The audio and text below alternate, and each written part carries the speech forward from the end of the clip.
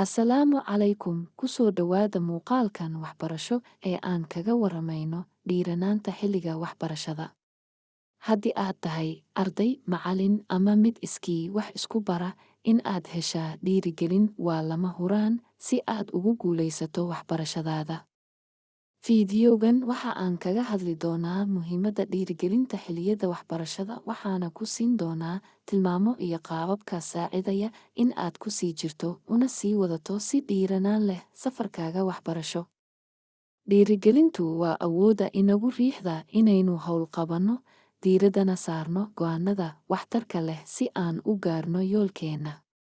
Marka nala dhiirigeliyo, waxay u badan tahay inaan tallaabo wanaagsan qaadno, ka gudubno, una adkaysanno caqabadaha naga hor imaan kara. Si kastaba ha ahaatee, in la joogteeyo ku dhiiranaansho waxay noqon kartaa mid adag, gaar ahaan marka aan la kulanno dib u dhacyo ama aan lumino xiisaha aan u qabno waxbarashada. Waa kuwan qaar ka mid ah talooyinka caawinaya inaad ahaato mid ku dhiiran jecelna waxa uu baranayo. 1. Deji yoolal iyo hadaf cad. Aqoonso waxa aad rabto inaad gaadho, una kala qaad qaybo yaryar la maareyn karo. Tani waxay kaa caawin doontaa inaad abuurato dareen kugu dhiirigeliya halka aad u socoto yoolkaaga. 2. Raadi ujeedadaada. Fahamka sababta aad u rabto inaad wax u barato ama u gaadho waxay noqon kartaa dhiirigelin xoog leh. Isweydii sababta aad hadafkan u raadinayso iyo waxa uu kaaga dhigan yahay. 3. Abuuro jawi wanaagsan. Ku hareeree naftaada dad taageeraya oo kugu dhiirigelinaya safarkaaga waxbarasho.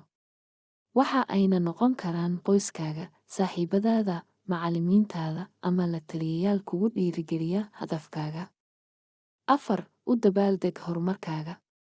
Aqoonso oo u dabaaldeg guulahaaga haba yaraadaanee. Tani waxay ku siin doontaa dareen guul ah, waxayna kugu dhiirigelinaysaa inaad sii wadato halgankaaga. 5. Qaado guuldarrada ku soo marta.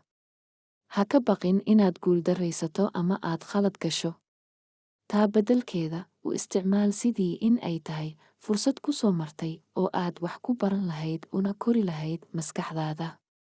Xusuusnow in guuldarradu ay tahay qayb ka mid ah habka waxbarashada. Dhiirigelintu waxay muhiim u tahay guusha waxbarashadaada, waxaana jira siyaabo badan oo aad ku joogtayn karto dhiirinaantaada inta aad safarkaaga waxbarasho ku jirto. Markaad dejiso yoolal cad, raadiso ujeedadaada, abuurato jawi wanaagsan, una dabaaldegto horumarkaaga, qaadatana guuldarradaada. Waxaad haysataa dhiirigelin kugu guulayn karta, kuna gaarsiin karta yoolalkaaga waxbarasho. Xusuusnow in dhiirigelintu aysan ahayn wax dibadda ka yimid, laakiin waa dareen gudaha ah oo aad ku kobcin karto. Markaa, isdhiirigeli, ku dadaal oo sii wad waxbarashada. Waad ku mahadsan tahay daawashadaada.